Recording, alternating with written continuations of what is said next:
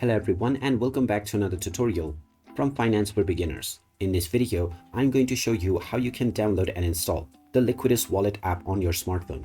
So let's get started right away. First of all, open up the iOS App Store or the Google Play Store depending on your device. Once you open it up, tap on the search button and then you can type in Liquidus to begin your search. Once you find the Liquidus DeFi crypto wallet, you can tap on it and you will see the install button.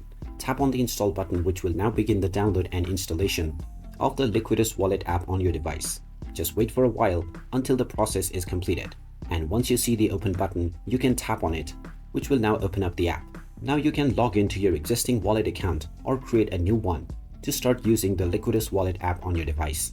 And there you have it. That is how easy it is to download and install the Liquidus wallet app on your smartphone.